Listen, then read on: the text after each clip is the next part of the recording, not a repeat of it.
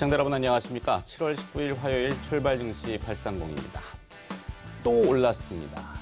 뉴욕 증시 얘기입니다. 뉴욕 증시는 사상 최고치를 경신하는 게 이제 매번의 헤드라인 기사처럼 되고 있습니다. 데자뷰라고 하죠. 과거에 이런 모습을 본 것 같은데 라고 생각하시는 분들도 있을 겁니다. 또 올랐어요, 또 올랐어요. 근데 그 뒤에는 조금 후유증도 있을 수 있습니다. 그러니까 오르는 것을 마냥 좋아하는 것이 아니라 이럴 때 한 번 더 되짚어볼 필요도 있지 않을까라는 생각입니다. 자, 뉴욕 증시의 상승은 이 자본주의의 꽃이라고 하는 은행주들의 실적이 좋아서 은행주가 견인을 하고 있기 때문입니다. 지난주엔 JP모건 체이스, 시티그룹 이런 대형 은행들이 실적이 좋았고요. 어제는 뱅크 오브 아메리카 메릴린치가 또 실적을 좋게 내놓으면서 은행주 전반적으로 양호한 실적이 시장 전체로 훈풍을 넣는 어떻게 보면 상당히 양호한 그런 모습이긴 합니다만 은행주, 미국의 은행이라는 얘기죠. 다우존스 산업지수는 7거래일 연속해서 상승세를 구가했고요. 주식시장이 강하다 보니까 채권시장은 채권 가격이 약합니다. 채권 가격이 떨어지면 가격과 반대로 움직이는 수익률은 올라가게 되는데요. 시장 수익률이라고 하죠. 보통 10년 만기 미 국채 수익률 4베이시스 포인트가 상승했고요. 1.58% 수준까지 가고 있습니다. 물론 이 기업들의 실적이 계속 좋고 그러면은 금리가 올라가도 주가가 오르는 이 실적 장세의 모습이 나타납니다. 가장 우리가 기대하는 그런 부분이죠. 근데 그렇게 전환되려면 확인해야 될 부분이 몇 가지가 더 필요할 겁니다. 달러 가치는 국채 수익률하고 반대로 떨어졌고요. 달러 인덱스는 0.162포인트 내려간 96.533포인트 나타냈습니다. 달러 가치가 떨어진 것은 유로화가 반등했기 때문인데요. 유로화의 반등은 내일 모레 있을 유럽 중앙은행의 통화정책회의에서 추가 양적 완화보다는 기존의 자산 매입 규모를 유지하면서 양적 완화 수준을 유지할 것이다. 이런 전망들이 나오고 있습니다. 그래서 유로화가 반등했고요. 유로화는 46피보름 1.1075달러 나타냈네요. 그러니까 달러가 좀 밀렸죠. 엔화는 터키 구테타의 불발로 안전자산 선호 심리가 약해졌고 위험자산 선호 심리가 강해지면서 엔화는 약세를 보였습니다. 달러엔 환율은 1.31엔 원빅 이상 올랐고요. 106엔대로 이제 진입하고 있습니다.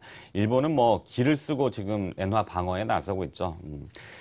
자, 달러 약세에도 불구하고 원자재 시장은 조금 심드렁했습니다. 별다른 반응이 없었는데 국제유가는 오히려 소폭 밀렸습니다. 다시 공급 과잉 재료가 등장을 했고요. WTI 8월 인도분은 71센트, 1.6%가 내려간 배럴에 45달러 24센트 기록이 됐습니다.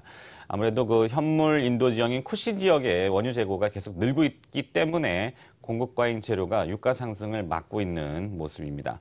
금값은 강보합 수준 나타냈고요. 국제 정세가 아직은 좀 불안하다는 감이 금값은 떨어지지 않게 받치고 있습니다. 8월물 금 가격은 1달러 90센트 상승한 1,329달러 기록이 됐네요. 자, 오늘 마켓 키워드는 앞서 설명을 드렸지만 또 올라가고 계속 오르고 제일 좋죠. 하지만 환무 11홍이라고 하는 증시 격언처럼 열흘 동안 계속 붉은 꽃은 없죠. 그래서 조금 주의해야 되는 부분을 우리가 짚어본다면은 일본이 추구하고 있는 이 헬리콥터 머니의 부작용 우려감이 다시 등장을 하고 있습니다. 그냥 우려감이지 현실은 아직은 아니고요.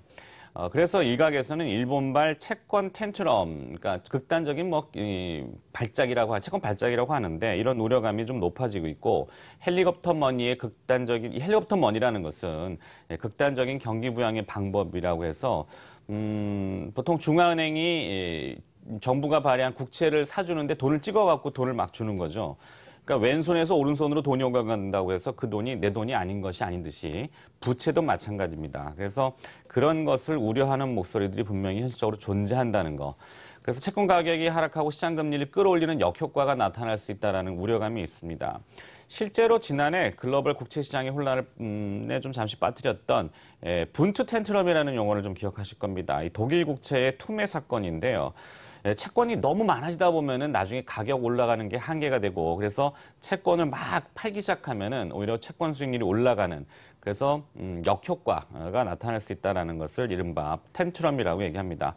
JGB발, 그러니까 일본 국채를 얘기하는데 이런 텐트럼의 우려가 있다는 이 목소리가 서서히 높아지고 있습니다. 실제로 글로벌 채권 시장에서 마이너스 금리로 발행된 국채 규모가 대략 원화 환산 기준으로 1경 5천조라고 합니다. 우리가 상상하기 어려운 금액이죠. 네, 그렇게 많은 돈들이 지금 풀려 있다는 얘기가 돼 있고, 그래서 채권은 더 이상 안전자산이 아니고 주식은 위험자산이 아니다라는 이런 아주 고정적인 관념들이 좀 깨지고 있다. 네, 이런 것도 한번 우리가 짚어봅니다.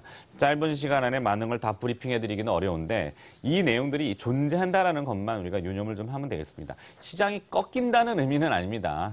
꺾인다는 의미는 아니고 항상 균형을 잘 맞춰가지고 우리가 시장을 좀 접근하는 것이 좋겠습니다. 자, 또 특징주